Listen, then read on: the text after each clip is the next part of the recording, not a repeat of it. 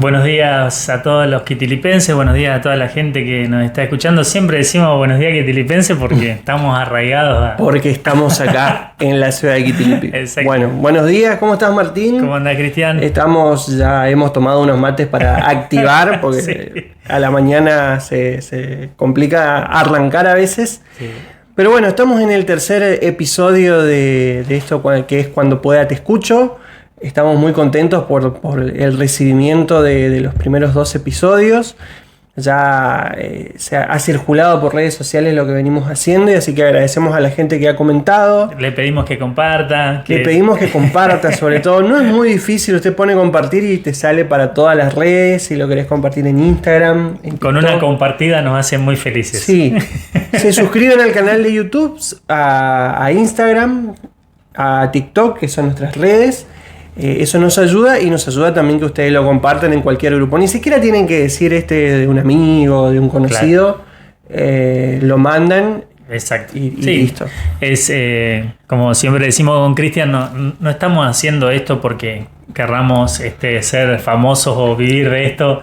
Es simplemente para compartir lo que quizás nosotros desde nuestro lugar, desde lo que hacemos como docentes, como profes de filosofía, de historia, lo que vamos recogiendo de experiencias, de charlas, es ir como generando un espacio de reflexión y por eso también de intercambio, ¿no? Entonces, por ahí si nos ponen como algunas opiniones o comentarios, también nos ayuda mucho a seguir creciendo en esto de desde dónde compartir o qué inquietudes tienen también, ¿no? O qué temas les gustaría que charlemos o podamos compartir. Sí, así que, y además si te gustó la temática y si vos pasaste un buen momento escuchando tanto el podcast completo como algunos de los fragmentos que vamos compartiendo, está bueno que lo puedas compartir y comentar sobre eso.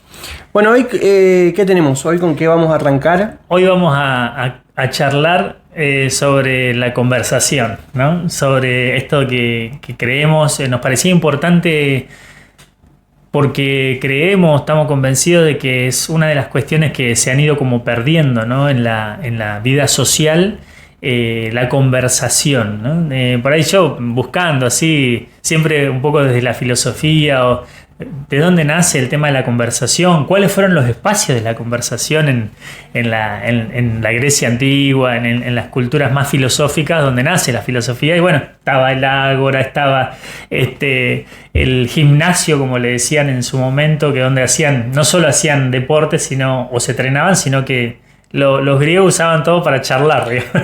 El ágora, los simposios, que eran cenas, ya eso era más tipo cena, tipo ya terminaba con alguna orgía por ahí también, que era una manera también de comunicarse. Bueno, de pero en todo había diálogo. En todo había diálogo. Había diálogo, bebida y comida, que es pero es lo que por ahí yo rescataba de esta parte de la filosofía, que había tiempo para perder tiempo, ¿no? O sea, y quizás quisiera relacionar el tema de la conversación con esto volvemos a los temas del episodio 1 y 2, ¿no?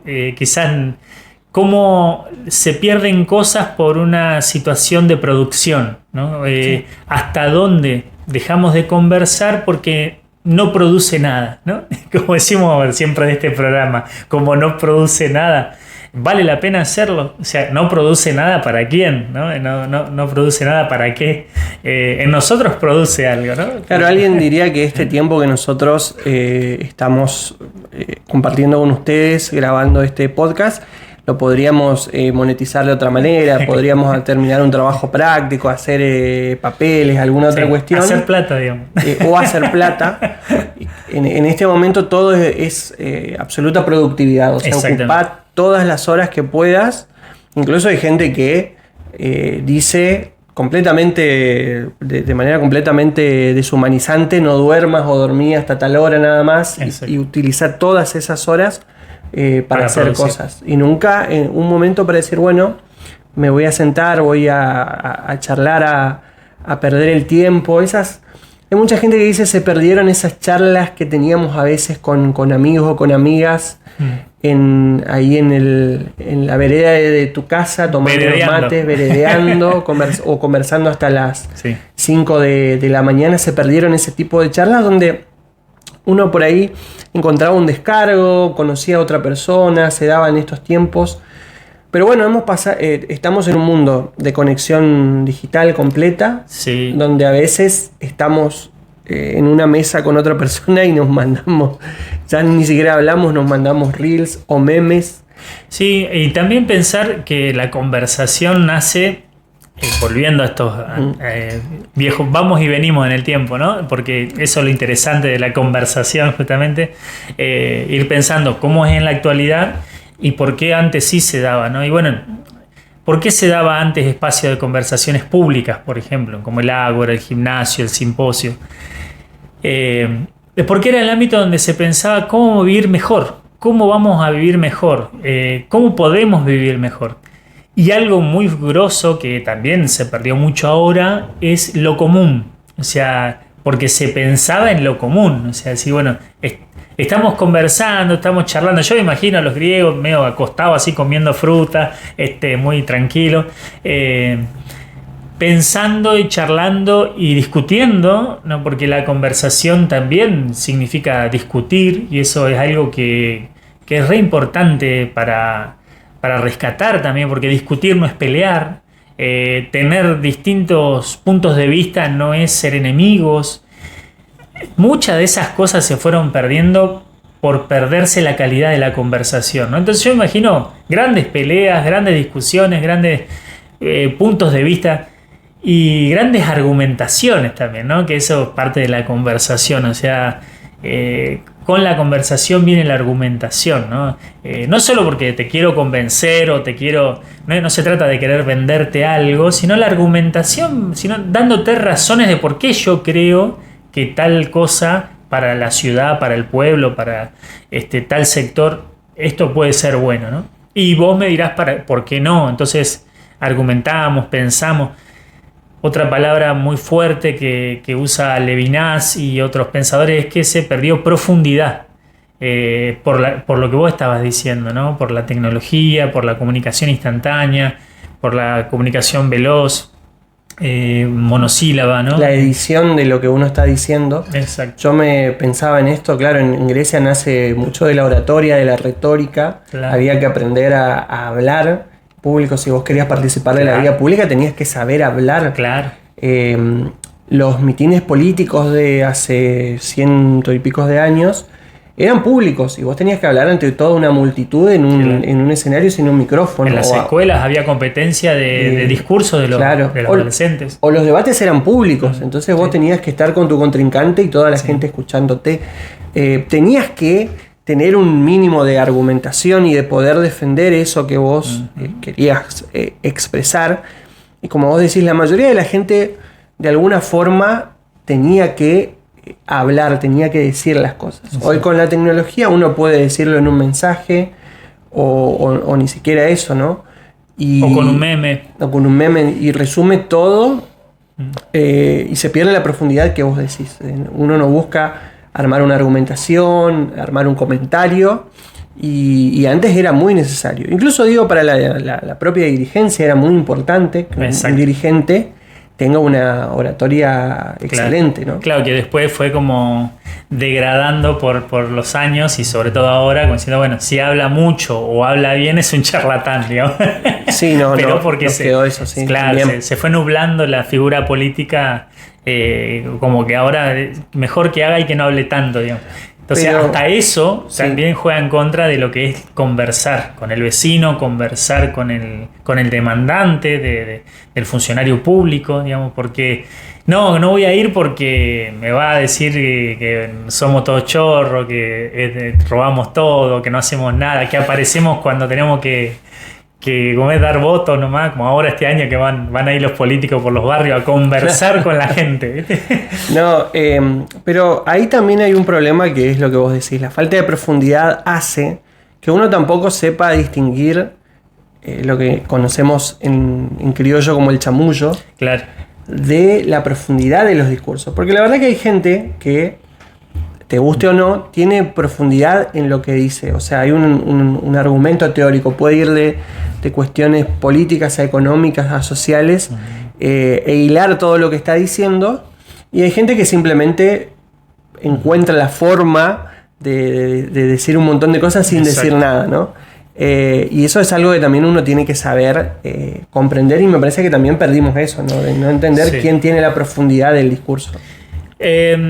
Derrida, uno de los pensadores más influyentes de este siglo, un argelino, igual que Camus, devenido en francés, que es re interesante. Por ahí, si la gente lo puede buscar, lo puede googlear y puede seguirlo, incluso primero algunos comentarios sobre él, algunas clases sobre él, para después poder leerlo, porque se torna medio árido leerlo. Pero él habla, él le pasó lo siguiente: un judío argelino que por supuesto lo expulsaron de las escuelas de Argelia, y tuvo que leer en su casa, estudiar en su casa. Después, a los 18 años, pudo ir a Francia, ahí pudo ir a un liceo bastante reconocido, y ahí pudo recién como impulsar su beta intelectual y su capacidad. Pero menciono todo esto porque fue una persona discriminada, dejada de lado, todo por su condición judía, totalmente atravesado por la Segunda Guerra Mundial, por toda la situación que significaba ser un extranjero en Francia, un inmigrante, digamos, ¿no? Habla mucho de la deconstrucción, digamos, ¿no? Y dentro de esa deconstrucción, que es uno de los términos más fuertes de él, habla que el diálogo, la conversación tiene que estar como totalmente empapada de hospitalidad, ¿no? Fíjate cómo las biografías personales, también un tipo que sufrió no haber sido hospedado desde su infancia, ni por su condición de judío, por su condición de inmigrante. Él hace todo un sistema, ¿no? de la conversación, del diálogo. A partir de eso dice: tiene que ser una actitud radical, de honestidad radical, y lo lleva a la ética, ¿no? O sea, para conversar hay que ser ético, ¿no? Y me encantó esta cuestión de que éticamente es fundamental que vos, cuando converses con un otro, puedas de alguna manera reconocer que el otro es otro. O sea, no es solo un poquito diferente a vos, o no es que en algo pensamos distinto, no, es otro. Porque fíjate cuántas veces nosotros vamos al diálogo con una persona porque lo queremos convencer, o charlamos porque piensa como yo, o me encanta charlar porque coincidimos en un montón de cosas. Fíjate, hay muchas muletillas o expresiones que nosotros tenemos. No, yo me pongo a charlar y puedo estar horas con esta persona porque pensamos lo mismo. Uh-huh. Y yo diría, ¿no sería también éticamente correcto charlar con alguien horas y sentirte muy bien aunque no pienses lo mismo? Aunque no llegue a los mismos lugares, a las mismas conclusiones. La riqueza de una conversación está en que coincidimos en esa caricia de dos personas porque piensan lo mismo, o también está en la acalorada discusión, en el intercambio de punto de vista distinto, o no sé, de decir, bueno, qué bueno que esta persona, a pesar de que no piensa como yo, piensa mucho y piensa muchas cosas, y se preocupa y analiza y busca y critica, aunque no esté en mi vereda, digamos, ¿no? No sé si logro expresar. Sí, aparte entender que no hay, mi modo de ver el mundo no es el único. Hay otros modos de ver el mundo, claro. Hay otras visiones. Puedo aprender de lo que dice la otra persona, porque yo siempre digo que uno tiene que recibir lo que nos dicen los de afuera. Nuestra perspectiva a veces no nos deja ver ciertas cosas. ¿Vos sabés cómo caminás? ¿Cómo caminás en la calle? No, te lo tiene que decir otra persona. Me dicen, sí. Claro, pero bueno, como renguea. Claro, pero bueno, el rengo, vos no lo vas a ver nunca, claro, porque desde tu perspectiva no lo ves. Nunca me pienso caminando hasta solamente que me vean una vidriera, viste, claro, que te ves caminando. O alguien te filma, y entonces ahí te das cuenta. Sí. Pero ese punto de vista a vos te hace caer en la cuenta de cómo caminás. Exacto. Que caminás con una dificultad o lo que sea. Claro. Y está pasando en esta época que nosotros, sobre todo en redes, cuando uno entra, no sé, a su historial de YouTube, por ejemplo, ves que toda la programación o todo lo que mira siempre es algo afín a uno, ¿no? Claro. Afín a una idea. Sí, los algoritmos. Los algoritmos. Y la gente está haciendo esto, ¿no? De quedarse en su nicho y no escuchar lo que por ahí tienen otras. Claro. La comunicación tecnológica, como te quiere vender también, Sí. tiende a captar cuáles son tus intereses, tus deseos, Tus deseos, pero. para que te quedes ahí, anidando. Sí, ¿por qué nos cuesta agarrar y decir, bueno, voy a mirar un podcast o un video de alguien que dice algo que no tiene nada que ver con, Claro. con lo que pregono? Mi viejo siempre. En tu caso sería de un hincha de River, por ejemplo. Por ejemplo, sí. Sí, Bueno, sí, ¿y cómo cuesta? En el fútbol, por ejemplo, cuesta mucho conversar sinceramente de fútbol. Sacarte la camiseta y decir, no, la verdad que el equipo, el River, por ejemplo, es un buen equipo, es un excelente equipo, ¿no? Hay un montón de cuestiones que son muy Yo soy hincha de difíciles. River, por eso. Claro, pero viste que hay. River Boca. No, pero hay jugadores. Estamos dialogando. Sí, uno puede decir, no sé, yo soy hincha de Sí. Boca, pero me encantaba Ortega, me Claro. encantaba Aymar. Había equipos de River que eran Me muy encantaba buenos. Riquelme. Muy, Rabina ahí atrás, no dejando pasar a nadie. entonces yo siempre tengo esta anécdota de que mi papá yo miraba con mi viejo desde muy chico programas, no sé si te acordás de Hora Clave, Sí, en su momento, sí. porque en la Argentina llegó un momento en el que a las 9 de la noche había programas políticos. Tiempo nuevo y hora clave. Y Hora Clave.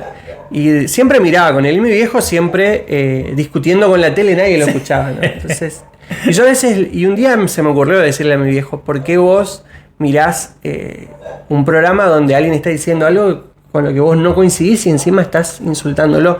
Y él me dijo algo que me dejó una gran enseñanza, que es que uno tiene que saber lo que piensa el otro. Claro. Yo cómo me voy a oponer a algo si no sé qué es lo que piensa la otra persona.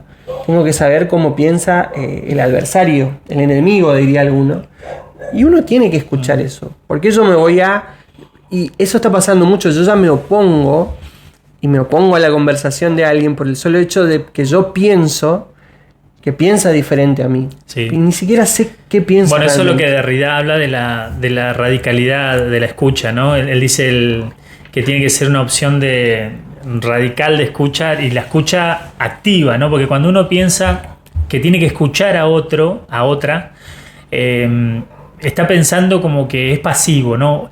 Tengo que escucharlo como diciendo, eso significa que yo tengo que aceptar todo lo que dice o tengo que estar solamente en una receptividad y nada más. Y cuando Derrida habla de escucha activa, que tiene que ver con esto de la hospitalidad, es justamente primero estar en esa actitud de no hacer juicios o prejuicios o análisis digamos apurados o apresurados sobre lo que el otro está diciendo, ¿no? Como diciendo, bueno, en vez de estar escuchando al otro, a veces nosotros ya estamos pensando, este idiota, esta tonta, aquella hueca, este no sé qué, ya estamos escuchando y ya estamos pensando en lo que le vamos a decir o cómo le vamos a rebatir. Porque hay otra cuestión muy, muy fuerte que se atraviesa en la conversación, que es el poder, ¿no? De esto también habla, bueno, no solo Derrida, Foucault, Levinas, o sea, todos los pensadores que hablan del diálogo hablan del atravesamiento del poder, ¿no? Bueno, Rita Segato habla de la dueñidad de los discursos, o sea, ¿quién es el patrón, ¿no? O sea, yo hablo para que vos te pongas una actitud de súbdito, ¿entendés? O sea, si yo no tengo nada que enseñarte y vos no tenés nada que aprender, mejor no hablo. O vos escuchá porque yo soy la verdad, ¿no? Entonces, ahí se rompe lo que Derrida habla de la radicalidad de la escucha, ¿no? O sea, una actitud activa, total de escucha, es no pensar que el otro es diferente, es otro, o sea, es otro. Entonces, tengo que aceptar que todo lo que el otro es va a significar para mí un salirme de mi zona de confort, ¿no? Lo que solemos decir ahora, ¿no? Esto de me incomoda el otro. O sea, si en la conversación con el otro vos no te incomodás, uno diría hasta dónde lo estás escuchando, ¿no? Sobre todo cuando el otro no piensa como vos, ¿no? Nosotros por ahí comulgamos bastante en muchas cosas, pero ponerle que nosotros dos en algo no coincidamos, y a mí me va a incomodar y está bueno que me incomode, ¿no? Y a veces escapamos de esa situación de incomodidad, ¿no? O sea, no tengo ganas de estar incómodo en una conversación con esta persona. Y por eso, ¿qué hago? La evito, ¿sí? Por ahí vivimos evitando gente, ¿no? Viste como ahora nosotros en Quitilipia acá están arreglando las calles y tenemos que andar esquivando baches y cosas. Y los arreglos. Y los arreglos, bueno, a veces hacemos lo mismo en las escuelas, en los ámbitos donde andamos. Evito porque no quiero ni mirar a esta persona, no quiero ni escucharla, no quiero ni que me salude. Sí, es una complicación. Yo pensaba en la incomodidad, me gustó eso porque también uno ve los puntos flacos de lo que uno piensa, ¿no? Uno dice, yo pienso esto, pero la verdad que es muy endeble mi argumentación o la defensa que yo hago de este pensamiento, ¿sí? Uno aprende y además se cultiva y repiensa lo que uno piensa. Yo decía eso, vos no tenés que enojarte con el que te lleva a la contraria de lo que vos estás diciendo. Exacto. Sino que tenés que pensar, mi argumentación fue lo suficientemente clara, o mi pensamiento es endeble. A lo mejor tu pensamiento es endeble, o la forma de pensar, o lo que crees es algo que está también muy atravesado por prejuicios, por crianzas y un montón de cosas. Y me parece que es interesante eso de encontrarte con ese que te lleve la contraria. Pero hoy estamos en un momento en donde no queremos en ningún momento del día que nos lleven la contraria. Queremos, no sé, vamos a una obra de teatro, queremos que la obra de teatro sea que fluya, pasatista, reírnos, y no que nos interpele de alguna forma. O una canción, queremos escuchar una canción que sea viva la vida, alegría, felicidad, y no una canción que nos diga que sube la pobreza.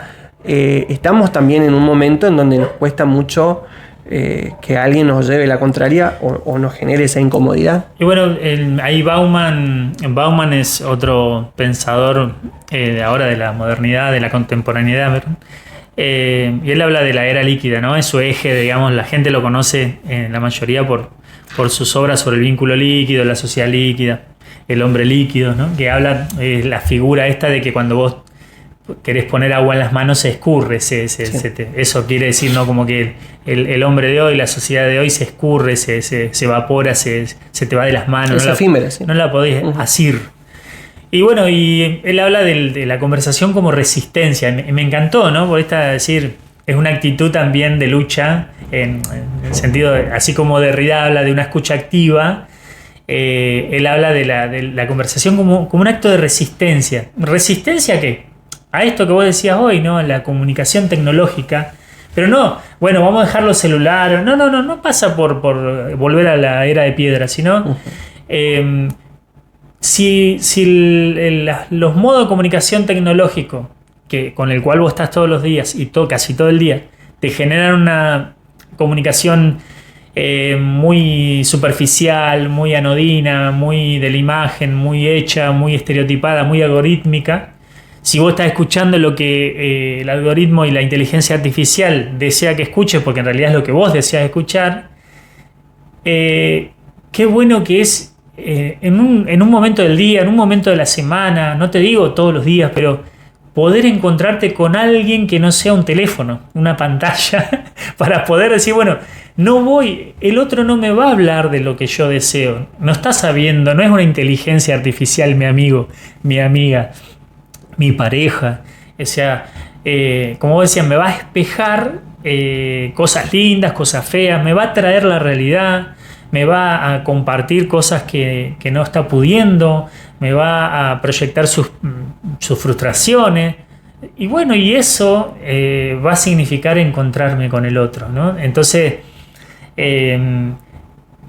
porque uno dice, ¿para qué sirve conversar? Si volvemos a lo mismo, ¿no? Si igual hablas y no pasa nada, y el mundo sigue igual, y bla, bla, bla. O sea, entras en esa cosa de la anestesia que te genera la sociedad líquida, digamos, ¿no? O sea, decir, porque no puedo hacer nada, me relajo en el puff a mirar Reels, ¿no? Y voy a decir, sí, eso solo va a ser la vida. Una conversación que a veces uno tiene con una pareja es ya lo hablamos 25 veces y no pasó nada. Claro, bueno, eso va a ser otro tema, la conversación en la pareja.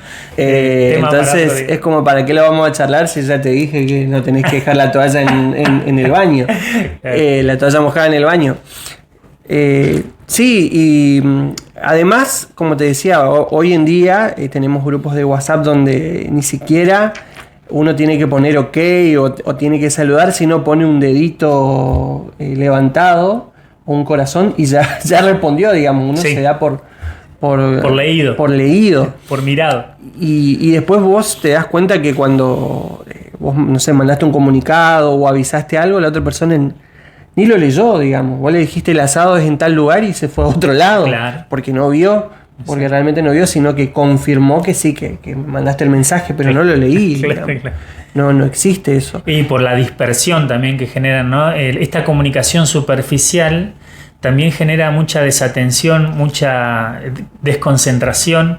Y la superficialidad de la vinculación hace que, como yo no tengo ningún compromiso, de eso habla Levinas también, de lo que significa la conversación como un compromiso. O sea, cuando vos venís a tomar mate conmigo, no ahora, sino cuando venís en el verano a tomar mate conmigo, yo me comprometo a estar para vos. ¿Entendés? Esto es un poco lo del Principito y el zorro, ¿no? Lo que es el rito de esperarlo un ratito antes, prepararse, porque viene el otro, ¿no? Esto cuando Derrida habla de alojar significa también preparar un espacio, preparar un mate, preparar un lugar en la casa, porque el otro viene a visitarte, viene a estar con vos. Y eso significa que el otro se siente también recibido y se siente importante, ¿no? O sea, porque vos decís, bueno, importante no porque me hizo sentir importante, sino valorado, querido, deseado, ¿no? Entonces la conversación también genera esta cuestión de que deseo escuchar al otro y saber que alguien desea escucharme, ¿no? O sea, y ahí rompemos un poquito esto de las relaciones mercantilistas, relaciones financieras. Es decir, yo solamente voy al otro a ver qué le puedo sacar. Yo voy al otro solamente porque me conviene. Yo voy al otro porque tiene pileta. Yo voy al otro porque tiene una linda casa. Yo voy al otro porque siempre me lleva a tomar algo y paga él. ¿Qué sé yo? O sea, sí, bueno, ¿por qué vas al otro? Digamos, ¿no? Es un poco la pregunta. Sí, y volví a esto que vos decías hoy. Hay mucha gente que dice esto de cuántas veces nos reunimos 25 veces y no pudimos avanzar en nada. Pero a lo mejor en esas 25 reuniones vos encontraste otros puntos de vista, aprendiste otras técnicas, otras cosas que no ibas a saber si no te juntabas con diferentes personas. Pensaba en esto de la pérdida de muchos ritos, de la colectividad en general, ¿no? De las reuniones, porque se están perdiendo muchos rituales en aras de esto que vos decís de no me sirve esto. Bueno, murió alguien, no hay velorio, ya lo enterramos y rapidito y nos vamos, cada uno sigue con su vida. Claro. Se pierde esta ritualidad que vos decís de la conversación, de preparar el mate, de que la otra persona venga, saque los sillones, se siente y nos pongamos a conversar.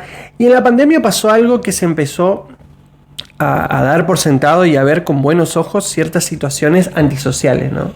Esto de antes yo tenía que saludar a la gente y ahora nos dimos cuenta que si no nos saludamos no pasa nada. Claro. Y entonces ahora ya uno llega a un lugar, hola, ¿qué tal? Levanta la mano nada más, o no habla, o esa situación de aislamiento nos estar en la de uno, en su burbuja, digamos. Sí, y esa situación de aislamiento nos hizo incorporar ahora la burbuja nos acompaña hacia afuera, digamos. Todo el tiempo, ¿no? Que no queremos hablar, si podemos encontrarnos con alguien, no hacerlo. No lo digo yo. Sinceramente no soy una persona súper sociable. Vos ya tenías tu burbuja. Yo vivía mi burbuja. Pero sí es verdad que uno no puede estar todo el tiempo aislado. Y uno también ve que... todo el tiempo conversando, obviamente. No es lo que estamos planteando. No, para nada. Para nada. Pero hay cosas que no vas a conseguir callado o callada. Pero también cómo conversás con un libro, por ejemplo, ¿no? Yo este verano conversé con esto que no sé qué autor decía, que cada vez que lee un libro es un encuentro con la persona, ¿no? ¿Sí? Que lo escribe, y hay un relato que me llamó mucho la atención, que tiene que ver con las formas de conversar, que cuenta Rolón en su último libro de la felicidad, que se los recomiendo a todos. Rolón no me paga por esto.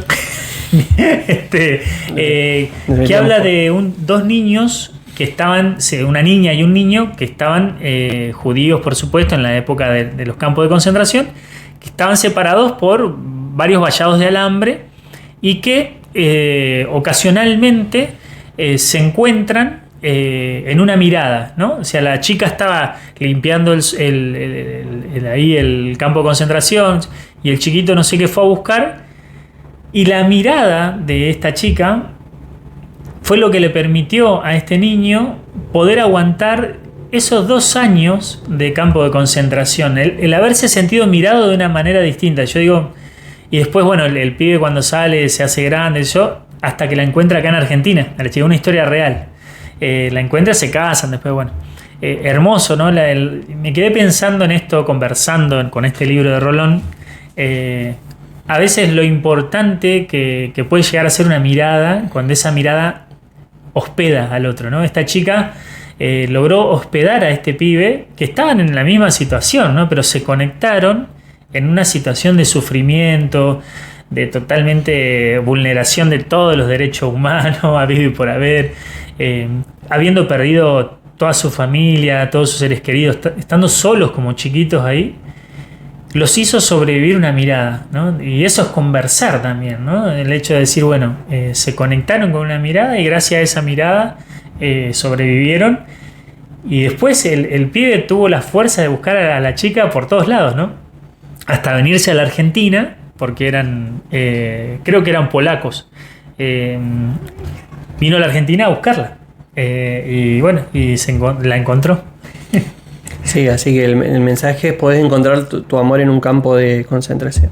No, pero... Sí. Y la importancia de la mirada, ¿no? La mirada, de ser mirado. El encuentro. El encuentro puede darse mediante hablar, sí. O la conexión, como vos decís, de la mirada, o elegir algo. Es interesante esto que decís del diálogo con un libro, con un disco, con un hecho en particular, con la música.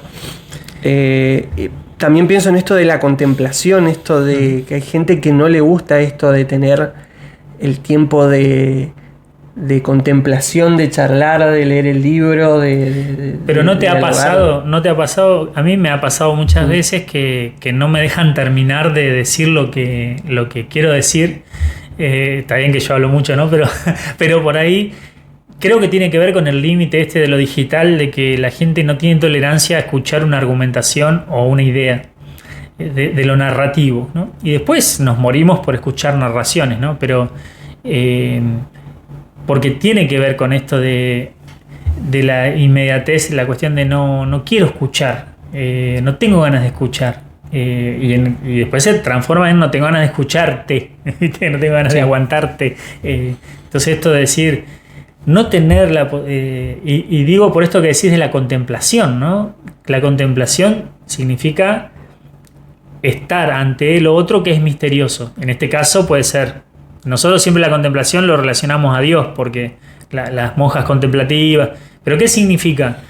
Dejarse invadir sin hablar, en silencio, por la otredad. Eso es contemplar. En lo religioso es dejarse invadir por la fuerza de Dios, por la vida de Dios.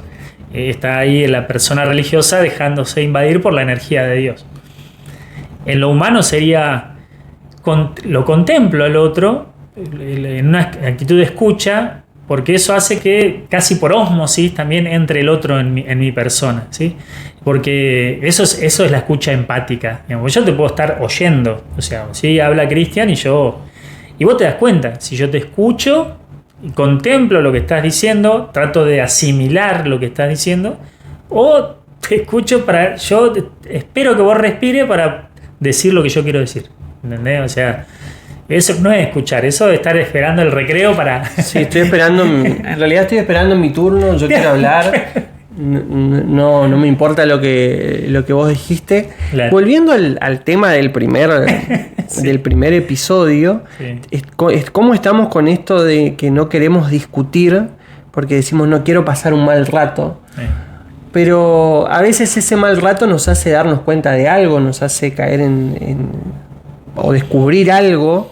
Y a veces también es necesario, es decir, tenemos que dejar esta cuestión de empezar a cancelar todo lo que puede no dañarnos, entre comillas. Sí, que no sea armónico. Descubrí que si vos vas a un lugar y hay una persona que a lo mejor no piensa como vos y vas a discutir, pero a lo mejor la discusión puede ser productiva, generalmente es productiva, porque si no llegas a un acuerdo estás más convencido de tu argumento. Entonces hay que dejar de cancelar todo eso, como en la serie, no me va a salir ahora el nombre, pero había una serie de futurista en Netflix donde en un capítulo era como que las personas desde su celular podían cancelar todo lo que era malo, digamos. Uh-huh. Y esta serie futurista muestra algo que pasa. Nosotros, una persona no nos gusta, la bloqueamos. Bloqueo. No nos gusta cierto contenido, lo bloqueamos. O sea, bloqueamos todo lo que nos hace, entre comillas, mal. Y no dejamos que entre esa otredad o no queremos ver, o ponemos un muro. Claro. Hay gente que se mete en un country o hace una casa gigante. Claro. No queremos dialogar con esa otra cosa que nos incomoda, que es extraña. Tenemos countries afectivos. También.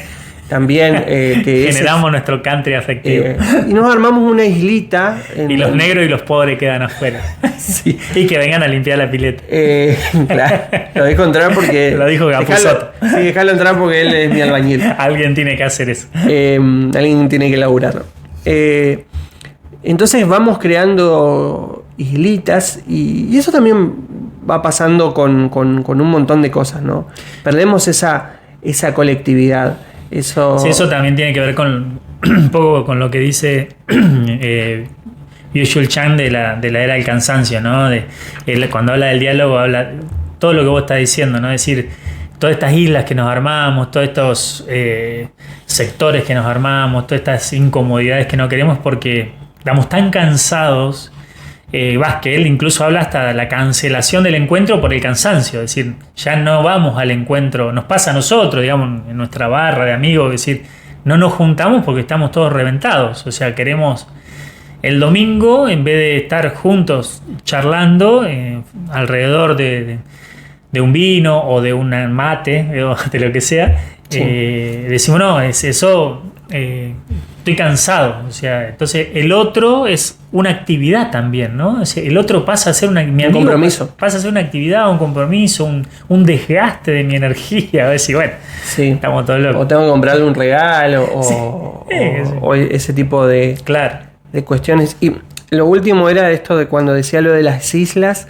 A veces incluso tenemos de 25 pensamientos, 24 son iguales, pero el 25 es totalmente radical y ya yo ya no con este negocio porque piensa ya es de River, entonces claro. Pensamos igual todo, nos gusta el mismo auto, pero es tal cosa y ya se cancela ese vínculo y creo que vamos formando cada vez más grupúsculos pequeños sí. que no llegan a generar algo colectivo fuerte, grande, que pueda tratar de cambiar las cosas. Sí, a mí creo que una cosa es ser selectivo con los amigos, que amigos uno creo que tiene muy pocos, y porque eso también se confunde bastante. Y otra cosa es tener colegas, compinches, gente conocida, que uno valora, aprecia, pero que no por distintas circunstancias no son tus amigos, pero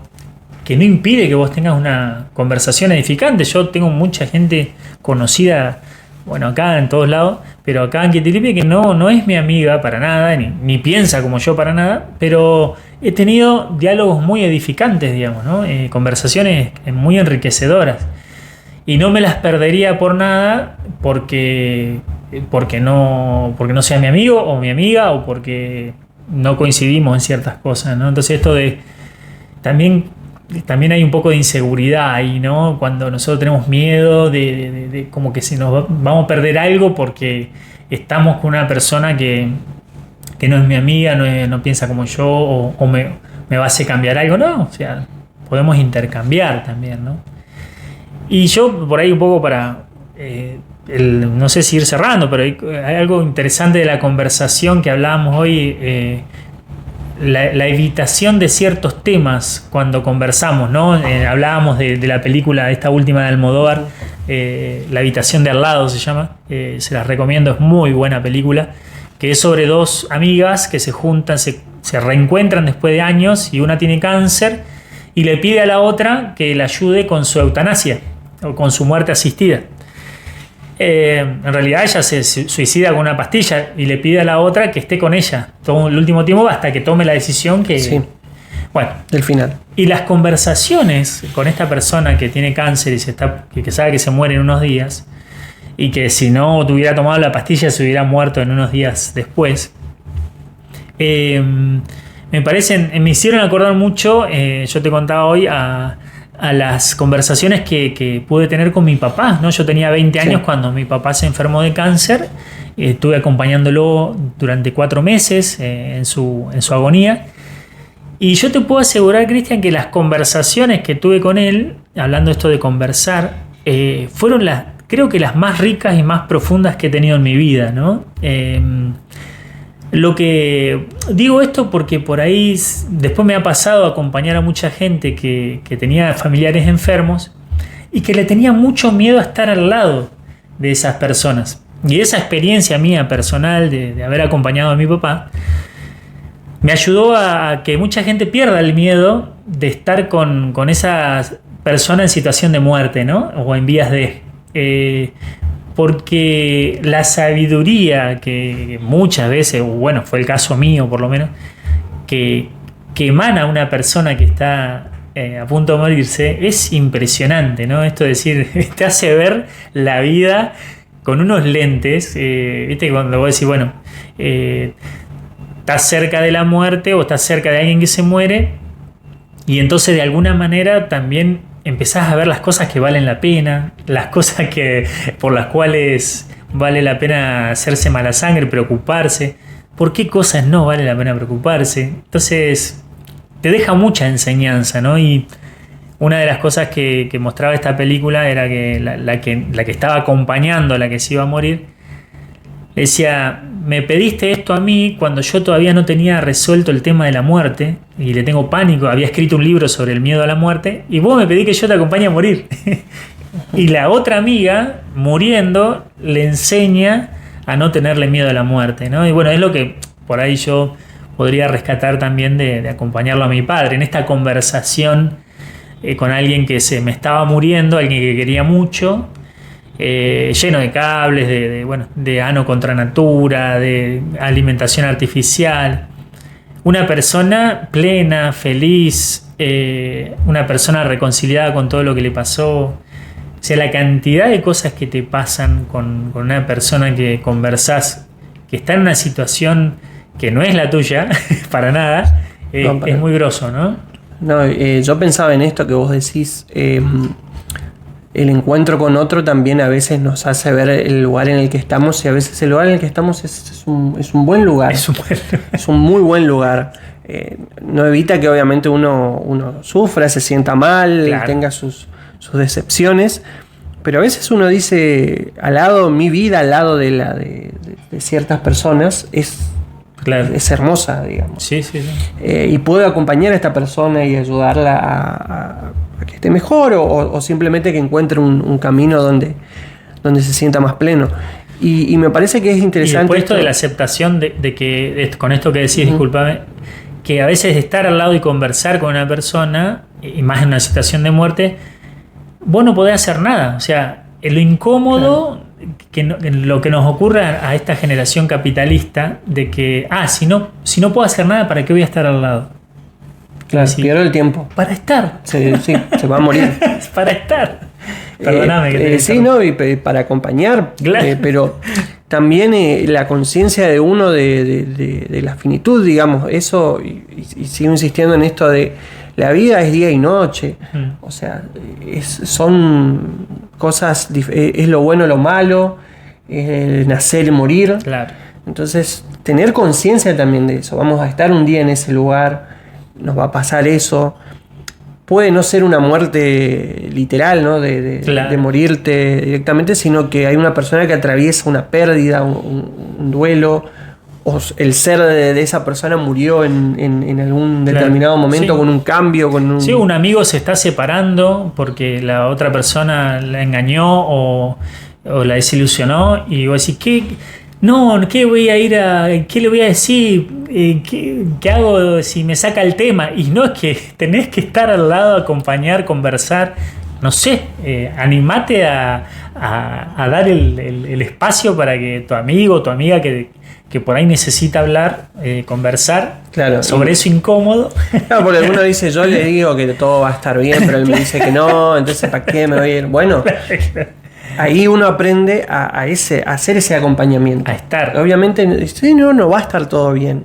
Pero ver cómo acompañar esas cosas. Como vos decís, la otra persona se va a morir. Pero ahí está la escucha claro. Radical, ¿me entendés? Decían, no importa, no se trata de vos, ¿viste? Y eso, hay mucho narcisismo en eso también ahora, ¿no? Tanto que no soportamos el estar con el otro que sufre, que sufre, como vos decís, o la muerte, o una situación difícil, o que se quedó sin laburo.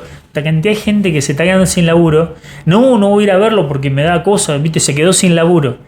Es cuando más tenés que ir a estar y conversar o estar en la escucha. O esa gente que está en esa situación, en una situación de depresión, de caerse, y que está durante mucho tiempo, porque hay gente que no parece no salir nunca, y que uno también a veces se enoja y dice, pero ya pasaron 4 años de que te separaste, la otra persona ya se casó, todo, y vos estás ahí todavía.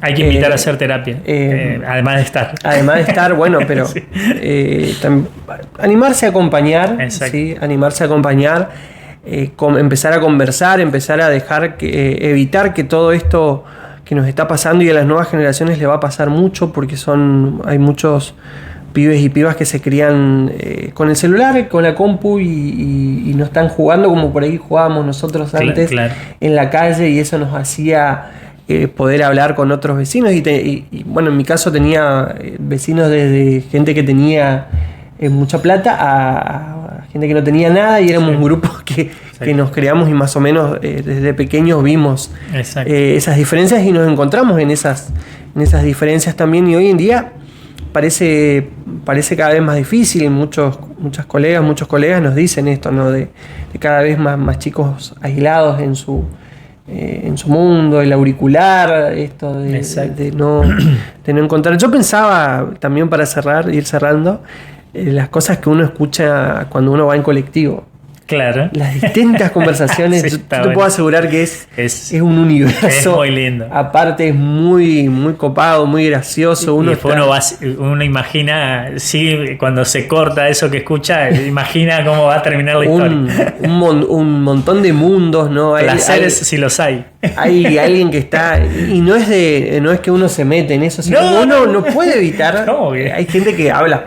Uno no es el desubicado. Claro, uno está ahí o sentado o parado, y de un lado hay 2 personas que están hablando de un pibe, y acá hay uno que está hablando de una situación como esta, que vos decís, no sé, bueno, mi viejo se está muriendo, qué sé yo, con otra persona.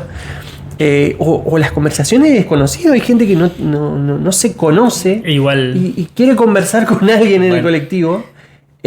Porque nos quedó el tema de la necesidad de conversar, que por eso hicimos este programa. Claro. La necesidad que vemos de la gente de conversar, ¿no? Así surgió este tema. Quiere hablar con otro. Yo era una persona que era muy reacia a hablar con la gente, sobre todo en el colectivo, y después descubrí que era muy lindo, muy interesante conocer los puntos de vista, los pensamientos, las ideas que tiene la gente acerca de sus trabajos, de cómo quiere encarar la vida. Es muy, muy interesante y muy rico, y no te lo podés perder. De que vos estás sentado en el colectivo y viene alguien que no sabés de dónde es, y de repente te empieza a hablar de su laburo, de que está viajando porque tiene que ir a la clínica, o por un montón de cosas, y descubrís tantas cuestiones, y terminás bajándote con otro panorama y muy satisfecho de haber podido abrirte a ese... Encontrarte con alguien absolutamente desconocido. Aleatoriamente, entonces... Y de escuchar estas, insisto, sin que uno quiera escuchar a alguien hablando por teléfono, seguro, arreglando un negocio o alguien contando que la está pasando mal porque se está separando, ese tipo de cuestiones inevitables, son muy interesantes y nos ubica en la palmera, como se dice coloquialmente a veces. Uno dice, la verdad que estoy muy bien, o tengo que mejorar, o conocer otras... La escucha del otro te pone en un lugar de comparación no odiosa, sino de decir, bueno, de geolocalización espiritual, ¿no? Decir, bueno, a ver, anímica, psíquica, decir, bueno, no estoy tan mal en esto, acá estoy bastante flojo, o me estoy preocupando demasiado porque tengo que pagar tal cosa y mirá a esta gente. Bueno, nos pasa mucho con lo de Bahía, ¿no? Estamos conversando con la situación de Bahía, conversando con los medios, escuchando, mirando y claro, que frente a situaciones como la de esas personas, a mí me tocaron 2 inundaciones viviendo en Olavarría, por eso sé bastante lo que significa tener una casa con 1,80 m de barro, y bueno, y la verdad que es una situación bastante, y ahí vos decís, y yo me estaba haciendo problema porque tengo que ir a la escuela con calor y no tengo alumnos. Sí, y también entender que el mundo es muy diverso. Exacto. Es muy diverso y abrirse y conocer. La verdad que uno después se da cuenta de que vivir de que te perdés de muchas cosas viviendo aislado. Exacto. Y solo hablando con la gente que piensa como vos y solo encerrado en tus muros, te perdés de un montón de cosas y ahí te abrís y descubrís un montón de cuestiones y entendés por qué la gente piensa de determinada forma. Exacto. De donde me parece que ábranse a la conversación. Exactamente. Escuchen activamente. Nosotros acá no tenemos la respuesta de nada, las verdades de nada. Dijimos que no íbamos a bajar línea, solamente sí poder a partir de estas lecturas de Derrida, de Levinas, de Bauman, de varios autores que por ahí filosóficamente nos ayudan a pensar la conversación, los beneficios de conversar y la actitud que por ahí puede ayudarnos a resistir a un mundo que no quiere conversar, ¿no? O sea, a un mundo que no quiere encontrarse, a un mundo que por ahí se resiste a pasarla mal, porque por ahí el encuentro con el otro significa también escuchar malas noticias o malas vibras o malos sentimientos y bueno, eso es importante. Y escuchen, porque esos, no sé, en el trabajo por ahí podemos tener gente con la que quizás no hablamos mucho, pero un día prestamos atención 20 minutos a que nos cuente lo que le está pasando. Esos 20 minutos que nosotros abrimos, donamos pueden ser muy importantes después. Y esa persona los va a valorar muchísimo durante mucho tiempo, puedo asegurar eso, porque necesitaba esa descarga y cuando alguien le dio esa posibilidad, hizo mucho por esa persona y puede salvar alguna vida incluso. Exactamente. Bueno, por acá vamos terminando y tenemos un programón para la semana que viene, pero no le vamos a decir nada. No vamos a adelantar, pero bueno, ya lo vamos a ver. Vamos a tener diferentes cuestiones. A veces vamos a estar delirando como hoy acá. Insistimos sin tener las respuestas. Nosotros también nos equivocamos. A veces tampoco nos abrimos a las conversaciones. Totalmente. Pero de esos problemas también nosotros buscamos dialogar, pensar con ustedes. Y en otras ocasiones vamos a invitar gente que nos va a ayudar a dilucidar otras cosas. Así que... Nos estamos viendo, Cristian. Sí, nos siguen en Instagram, cuando pueda te escucho, en TikTok, cuando pueda te escucho. Pongan like, compartan si realmente les gustó. Así que bueno, les agradecemos por todo, por los comentarios, por lo bueno, por lo no tan bueno. Y nos vemos la próxima.